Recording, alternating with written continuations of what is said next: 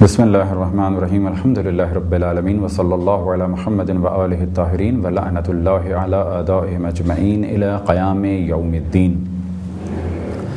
وقال اللہ تعالی وهو اصدق القائلین وَلَقَدْ بَعَثْنَا فِي كُلِّ أُمَّةٍ رَسُولًا. موضوع گفتگو نبوت کہ جو اصول دین میں سے تیسری اصل ہے، اور اب تک اس موضوع پہ گفتگو کا سلسلہ جاری ہے، اور نبوت ہی کے ضمن میں جو موضوعات آ سکتے تھے اختصار کے ساتھ سادے الفاظ میں اب تک کچھ بیان کیے. انہی موضوعات میں سے ایک موضوع ہے وحی. جیسا کہ آپ کے علم میں ہے کہ نبی کی تعریف، نبی کون؟ انسان المخبر عن اللہ سبحانہ و تعالی، کہ وہ انسان کہ جو خبر لے کے آئے اللہ سبحانہ و تعالی کی جانب سے بغیر واسطۃ احد من البشر، اور اللہ اور اس کے درمیان کوئی بشر نہ ہو. اب اگر بشر نہ ہو تو کوئی ملک ہو سکتا ہے، بالکل ملک ہو سکتا ہے، جیسے کہ جناب جبرائیل علیہ الصلاۃ والسلام. بس انبیاء علیہ الصلاۃ والسلام پر وحی نازل ہوتی ہے، اور انبیاء علیہ الصلاۃ والسلام جو خبر دیتے ہیں، جو علم ان کے پاس ہے، در حقیقت وہ وحی کی وجہ سے.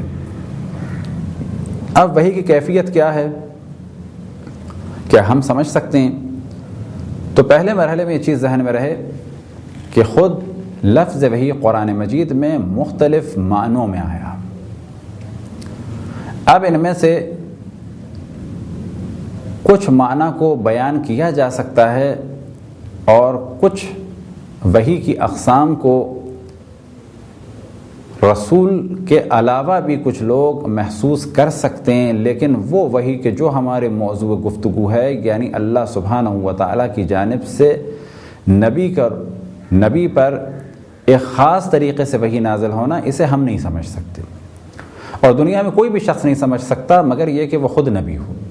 یہ ذہن میں رہے کہ بہت سارے موضوعات ایسے ہیں کہ جن کا نام لیا جا سکتا ہے، بہت ساری کیفیات ایسی ہیں کہ جن کا ذکر کیا جا سکتا ہے، ان کا نام رکھا جا سکتا ہے، لیکن اسے اس دنیا میں ہم محسوس نہیں کر سکتے.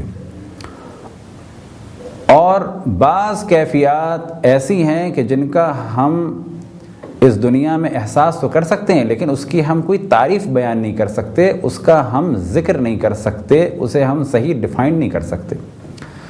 مثال کے طور پہ بعض کیفیات کہ جن سے ہم دنیا میں آشنا ہیں، بعض کیفیات ایسی ہیں کہ بچپنے کی ہیں تو بچہ سمجھ سکتا ہے، لیکن ایک بچہ اپنے بچپنے میں بڑھاپے کی کیفیات کو نہیں سمجھ سکتا. ایک بچہ بچپنے میں ماں کی محبت کو نہیں سمجھ سکتا. ایک بچہ بچپنے میں شادی کی اگر کسی کو خبر دی جائے، مثال کے طور پہ کوئی نوجوان کسی جگہ شادی کرنا چاہتا ہے اور ماں باپ اس کے راضی ہو جائیں، جو لذت اس نوجوان کو حاصل ہوئی وہ لذت ایک بچہ ابھی نہیں سمجھ سکتا، کیونکہ ابھی اس کی وہ عمر نہیں، ابھی وہ مرحلے میں نہیں پہنچا.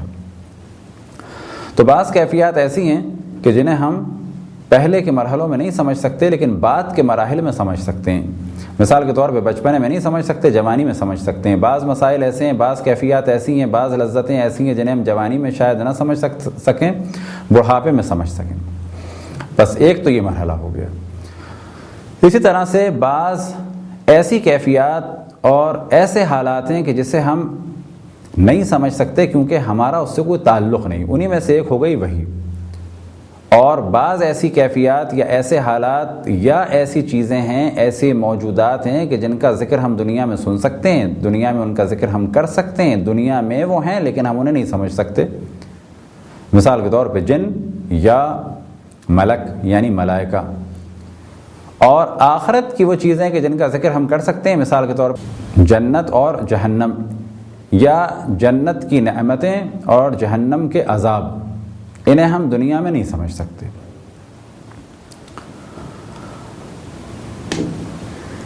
اب اگلا مرحلہ کہ بعض کیفیات یا لذتیں ایسی ہیں کہ جنہیں ہم یہاں محسوس کر سکتے ہیں لیکن ان کو لکھ نہیں سکتے. مثال کے طور پہ کسی پھل کا ذائقہ. سب سے زیادہ پھل جو عام طور پہ ہم لوگ کھاتے ہیں، اور خصوصاً اردو بولنے والے حضرات جو سب سے زیادہ پھل کھاتے ہیں، وہ آم ہے. کیا ہم آم کا ذائقہ لکھ کر کسی کو بتا سکتے ہیں، کسی کو سمجھا سکتے ہیں؟ نہیں سمجھا سکتے. کہا جائے گا آم میٹھا ہے، یعنی آم شکر جیسا ہے، آم کسی مٹھائی جیسا ہے، چیکو میٹھا ہے، بس آم اور چیکو ایک جیسے ہیں، کہا جائے گا نہیں۔ کچھ کھٹا کچھ میٹھا، یعنی موسمبی یا نارنجی جیسا آم ہے، کہا جائے گا نہیں، لکھا نہیں جا سکتا۔ بس یہ ذہن میں رہے کہ انسان بہت محدود ہے، بعض کیفیات کو وہ اس دنیا میں درک نہیں کر سکتا، بعض کیفیات کو وہ اس دنیا میں اور اس دنیا میں بھی درک نہیں کر پائے گا، بعض چیزوں کو اس دنیا میں سمجھ سکتا ہے، اس دنیا میں بھی نہیں سمجھ پائے گا، اور بعض چیزوں کو سمجھ جاتا ہے لیکن لکھنے سے اور بیان کرنے سے عاجز ہے۔ اسی طرح وہی ایک خاص کیفیت کا نام ہے کہ جس کا تعلق انبیاء علیہ السلام سے ہے، اور یہ اللہ اور اس کے نبی کے درمیان ایک خاص حالات ہیں کہ جنہیں سوائے نبی کے کوئی نہیں سمجھ سکتا۔ حتیٰ انبیاء میں بھی درجات ہیں، ایک وہ نبی کے جو بہت بلند درجے کا ہے اور ایک وہ نبی کے جن کا درجہ کچھ کم ہے، دونوں ایک دوسرے کے حالات سے آشنا نہیں ہیں، دونوں ایک دوسرے کی کیفیات سے آشنا نہیں ہیں۔ بہت سارے راز ایک دوسرے کے درمیان ایسے ہیں کہ جو ایک چھوٹے درجے کے نبی سے پوشیدہ ہیں، بڑے درجے کے نبی کی معرفت الگ ہے، ان کے درجات الگ ہیں۔ بس وہی وہ چیز ہے کہ جسے ہم غیر نبی اور غیر معصوم اس دنیا میں نہیں سمجھ سکتے، کیونکہ ہمارا تعلق وہی سے نہیں۔ اب یہ وہی کیا چیز ہے؟ یہ ایک مشترک لفظ ہے۔ آیا قرآن مجید میں لفظ وحی ایک ہی معنی میں آیا؟ تو اس جانب ہمیشہ ہم نے توجہ دلائی کہ ہمارے یہاں ایک فرقے نے بہت زیادہ شدت کی، یعنی وہابی حضرات نے وجہ کیا ہے کہ قرآن کی آیت کو کسی ایک کو ذہن میں رکھ لیا اور اس کے بعد اسی پر حکم لگاتے ہوئے چلے گئے، یا یہ کہ ایک لفظ اللہ کے بارے میں آیا تو کہا پس یہ دوسرے کے بارے میں نہیں آ سکتا، یہ کفر کر دیا، شرک کر دیا۔ اللہ کے اس سے مدد مانگنے کا ذکر قرآن میں، بس اگر غیر اللہ سے مدد مانگی تو کفر ہو گیا، شرک ہو گیا۔ ایک خاص قسم کی شدت ہے، اور اس کی اہم وجہ یہ ہے کہ پہلے انہوں نے نظریے بنائے، اس کے بعد آیات قرآن مجید کو استعمال کیا۔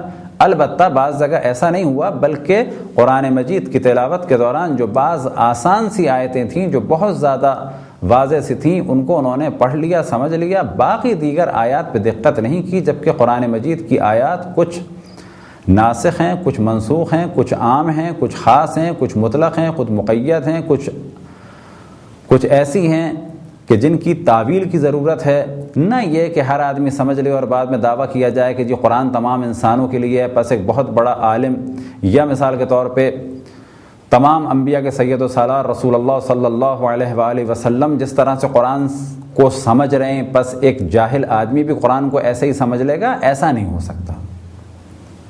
بس یاد رکھیں قرآن پورا کا پورا ہر کسی کے سمجھنے کا ہے بھی نہیں، کیونکہ اس میں محکم بھی ہیں، متشابہ بھی ہیں۔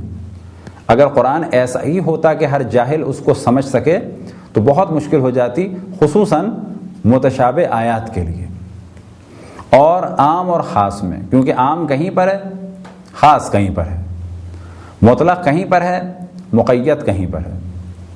تو یہ ایک نادانی ہوئی بعض افراد سے، اور وہ اپنی شدت میں بڑھتے چلے جا رہے ہیں۔ اس کا نتیجہ یہ ہے کہ وہ ہر کسی کو بڑی جلدی بڑے آرام سے کافر کہہ دیتے ہیں، نہ فقط چند خاص فرقوں کو جن میں شیعہ ہیں، بلکہ وہ سبھی کو بڑے آرام سے کافر کہہ دیتے ہیں۔ بڑی جلدی نظریات بنتے ہیں، بڑی جلدی نظریات خراب ہوتے ہیں۔ البتہ قرآن مجید کے ذریعے سے نظریات خراب کرنے کا ایک سلسلہ، یعنی قرآن مجید کو غلط طریقے سے استعمال کرنے کا ایک سلسلہ، کہ اس جانب توجہ رہنی چاہیے، وہ یہ کہ کوشش کی جا رہی ہے کہ بعض لڑکیاں لڑکے، بعض ایسے افراد کے جن کا تعلق قرآن مجید سے ہے بھی نہیں، وہ قرآن مجید کی بعض آیتوں سے کھیلیں، بعض آیتوں کے معنی کریں اور اس کے بعد خاص نظریات پھیلائیں۔ یہ ایک ایسا سلسلہ ہے کہ جو انتہائی خطرناک ہو جائے گا آنے والے زمانے میں۔ بس قرآن ایسی کتاب نہیں ہے کہ جو ہر انسان سمجھ سکے، گو کہ انسانوں کے لیے ہے، لیکن ہر انسان نہیں سمجھ سکتا، اور اس کی دلیل کے لیے اتنا کافی ہے کہ قرآن مجید میں متشابہ آیات ہیں، کم سے کم ان کو تو ہر آدمی نہیں سمجھ سکتا، صرف وہ سمجھ سکتا ہے کہ جسے اللہ سبحانہ و تعالیٰ سمجھانا چاہے۔ پہلے مرحلے میں مثال دیں گے آسمان کی، کہ قرآن مجید میں وحی کی نسبت سما کو دی گئی، آسمان کو دی گئی۔ ارشاد خداوند تبارک و تعالیٰ سورہ فصلت آیت نمبر 12، وَقَضَاهُنَّ سَبْعَ سَمَاوَاتٍ فِي يَوْمَيْنِ وَأَوْحَىٰ فِي كُلِّ سَمَاءٍ أَمْرَهَا، کہ خداوند تبارک و تعالیٰ نے 2 دن میں 7 آسمانوں کو خلق فرمایا اور ان آسمانوں پر وحی کی اور ان کے امور بتا دیے۔ اب سوال یہ پیدا ہوتا ہے کہ اللہ سبحانہ و تعالیٰ نے کس قسم کی وحی کی اور کیا ان کو بتایا؟ کیا امر تھے جو ان تک پہنچا دیے؟ لیکن اتنی بات واضح ہے کہ اللہ نے وحی نازل کی کس پر؟ آسمان پر۔ اب یہ وحی وہ نہیں ہے جو انبیاء پر آئی، بلکہ یہاں پر مراد ہے کہ آسمانوں کو ایک خاص روش پہ چلا دیا۔ آسمان سے مراد سیارے و ستاروں کے درمیان جو خلا ہے اسے خاص روش پر چلا دیا۔ یہ فاصلے خاص ہیں، یہ روش خاص ہے، اس پہ اللہ نے چلا دیا انہیں، اور اس ہدایت کو، ہدایت تکوینی کو یہاں پر وحی کہا گیا، لہذا اس وحی کا نام رکھا جائے گا وحی تکوینی۔ وحی تکوینی کی ایک اور مثال ہے، البتہ یہاں پر بے جان چیز سے منسوب ہے، اور اگلی مثال میں اس وحی کی نسبت ایک جاندار مخلوق سے ہے لیکن انسان سے نہیں ہے۔ اور یہاں پہ کہا جائے گا کہ وحی بے معنی غریزہ، غریزے سے مراد جانوروں کی وہ کیفیات، مثال کے طور پہ انڈوں پر پرندوں کا بیٹھنا، اسے کہا جائے گا غریزے کی وجہ سے ہے۔ ماں کا بچے کو دودھ پلانا کہا جائے گا یہ غریزے کی وجہ سے ہے، ایک فطری روش ہے، تقریباً فطرت سے قریب قریب، لیکن فطرت اور غریزے میں کچھ فرق ہے۔ غریزے کا تعلق عموماً کہا جاتا ہے جاندار مخلوقات سے، جیسے بچے سے ماں کی محبت، انڈا دینے کے بعد پرندے کا بچے انڈے پر بیٹھنا، انڈے سے بچہ نکلنے کے بعد پرندے کی یا جانور کی خاص محبت اپنے بچے سے، اس کے کھانے پینے کا اہتمام کرنا، یہ سب غرائز ہیں۔